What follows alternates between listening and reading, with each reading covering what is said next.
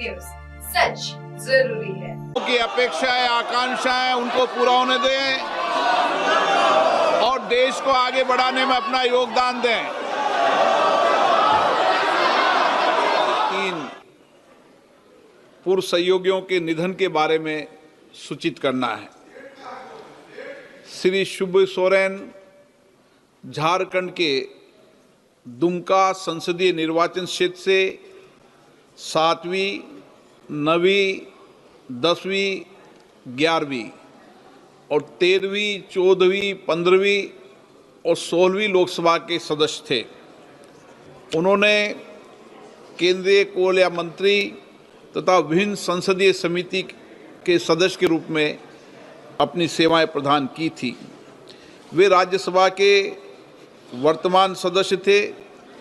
इससे पहले 2 बार राज्यसभा के सदस्य भी रह चुके थे।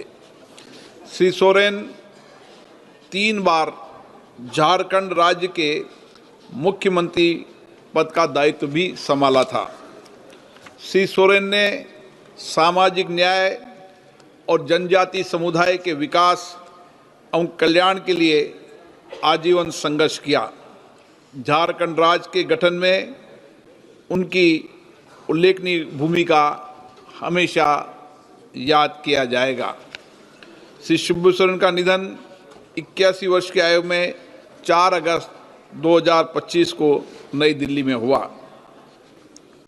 श्री तिलकधारी प्रसाद सिंह झारखंड के कोडरमा संसदीय निर्वाचन क्षेत्र से 8वीं और 13वीं लोकसभा के सदस्य थे। उन्होंने ऊर्जा संबंधी संसदीय समिति के सदस्य के रूप में अपनी सेवाएं दी। इससे पहले तिलकधारी प्रसाद सिंह बिहार विधानसभा के सदस्य भी रहे। श्री तिलकधारी प्रसाद सिंह का निधन 87 वर्ष की आयु में 21 अप्रैल 2025 को झारखंड के गिरिडीह में हुआ। श्री राम रति बिंद उत्तर प्रदेश के मिर्जापुर संसदीय निर्वाचन क्षेत्र से 13वीं लोकसभा के सदस्य थे। इसके पहले वे 2 बार उत्तर प्रदेश विधानसभा के सदस्य भी रहे।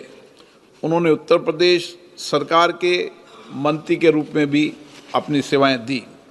श्री राम रति बिंद का निधन 83 वर्ष की आयु में 15 जून 2025 को वाराणसी उत्तर प्रदेश में हुआ।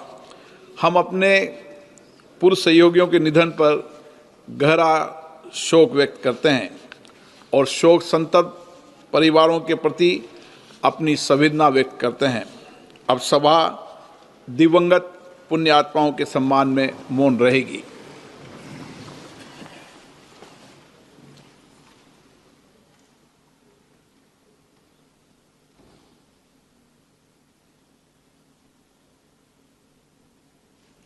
ओम शांति। प्रश्नकाल question number 221 Shri Madhav Naini Raghunandan Rao. Honourable speaker sir, question number 221। माननीय मंत्री महोदय। माननीय अध्यक्ष महोदय, एक विवरण सभा पटल पर रख दिया गया है। माननीय सदस्य। Honourable speaker sir, will the Minister of Agriculture and Farmers Welfare may be pleased to state the details of the schemes providing subsidies and other benefits available to the farmer, the instances of suicides by the farmers of the country and the steps taken to address the issue. The details of the direct benefit scheme made to the farmers include the Kisan Samman Nidhi. The details of the measures taken for welfare of the farmers, more particularly in the state of Telangana.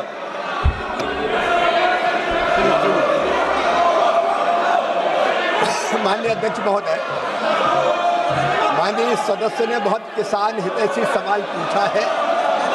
मैं इसका जवाब देना चाहता हूँ। ये सवाल किसानों के व्यापक हितों से संबंधित है। ये सवाल किसानों की आय बढ़ाने के लिए है। ये सवाल किसानों के कल्याण की योजनाओं के बारे में है। माननीय अध्यक्ष महोदय, मैं आपका संरक्षण चाहता हूं। चाहता हूं, ये विपक्ष क्या तमाशा कर रहा है? माननीय अध्यक्ष महोदय, लोकतंत्र की हत्या प्रतिपक्ष कर रहा है। मुझे सवालों का जवाब नहीं देने दे रहा। मेरे सवाल किसानों से संबंधित, गरीबों के कल्याण से संबंधित है। ये केवल लोकतंत्र की हत्या कर रहे हैं। किसानों का अधिकार है उनकी कल्याण की योजनाओं के बारे में जानना, ये उससे रोकने का प्रयास कर रहे हैं। माननीय अध्यक्ष महोदय, मैं जवाब देना चाहता हूं। आप जवाब दो। हल्ला गुल्ले में माननीय अध्यक्ष महोदय, जवाब दो आप दो। माननीय अध्यक्ष महोदय, आज मैं दावे के साथ ये कहना चाहता हूं कि प्रधानमंत्री नरेंद्र मोदी जी के नेतृत्व में पिछले 10 सालों में, 11 सालों में किसानों की आय दुगनी करने के लिए अनेकों कदम उठाए गए। उत्पादन बढ़ाना, उत्पादन की लागत घटाना, उत्पादन के ठीक दाम देना, लाभकारी मूल्य देना, नुकसान हो जाए तो भरपाई करना, कृषि का विविधीकरण और प्राकृतिक खेती जैसे अनेक उपाय किए और उन उपायों के परिणाम स्वरूप माननीय अध्यक्ष महोदय, किसानों की आय बढ़ी है और लाखों किसानों की आय दुगनी से ज्यादा हुई है। माननीय अध्यक्ष महोदय, मैं आपके सामने निवेदन करना चाहता हूँ। पीएम किसान सम्मान निधि, प्रधानमंत्री फसल बीमा योजना, उर्वरक सब्सिडी, MIS, इन योजनाओं के अंतर्गत ही 14,06,000 करोड़ रुपए की सब्सिडी दी है। और माननीय अध्यक्ष महोदय, यूरिया की एक बोरी की कीमत माननीय अध्यक्ष महोदय 1633 रुपया 24 पैसा है, जिसको नरेंद्र मोदी जी की सरकार 266 रुपया में दे रही है।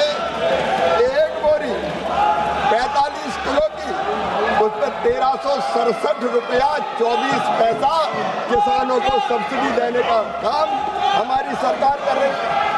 माननीय अध्यक्ष महोदय, DAP की एक बोरी 50 किलो की, उसकी कीमत 3,100 रुपया, लेकिन मोदी सरकार दे रही है 1,350 रुपया में। कुल मिला के अकेली उर्वरक सब्सिडी पे 14,06,000 करोड़ रुपया किसानों को दिए गए। और माननीय अध्यक्ष महोदय, MIS स्कीम के तहत किसानों के खाते में 1,62,000 करोड़ रुपया नरेंद्र मोदी जी की सरकार ने डालने का काम किया है। माननीय अध्यक्ष महोदय, विपक्ष में दम है तो सुन ले, किसानों के लिए हमने कितना काम किया है। किसानों से दाल, तिलहन और खोपरा की खरीदी नारे लगाने वालों की सरकार थी, तब की गई थी केवल 6 लाख मीट्रिक टन, हमने किए 1,70,000 मीट्रिक टन। माननीय अध्यक्ष महोदय, 1,70,00,000 मीट्रिक टन। और माननीय अध्यक्ष महोदय, ये सुन लें, गेहूं की खरीद पर, पीएम आशा योजना के अंतर्गत खरीद पर और धान की खरीद पर हमने क्रमशः 1,70,00,000 रुपया, 1,70,000 करोड़ रुपया, गेहूं की खरीद पर 6,04,000 करोड़ रुपया, धान की खरीद पर 14,43,000 करोड़ रुपया किसानों के खाते में डाले। और पूरा देश सुन ले, 11 साल में 43,87,000 करोड़ रुपया किसानों के खाते में डाल के उनकी जिंदगी बदलने का काम मोदी सरकार ने किया है। Member, in the last 10 years, Adhyaksh Mahoday, the government of India has developed various new varieties of seeds and many new agricultural techniques.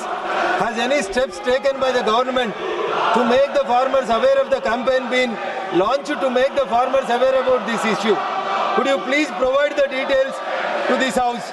And second question is, in India more than 80% are small and marginal farmers.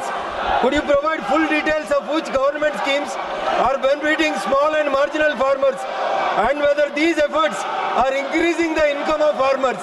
Lastly, Adhyaksh, could you provide the details of the agricultural schemes that have implemented the direct benefit transfer to ensure the seamless benefits of the farmers and citizens?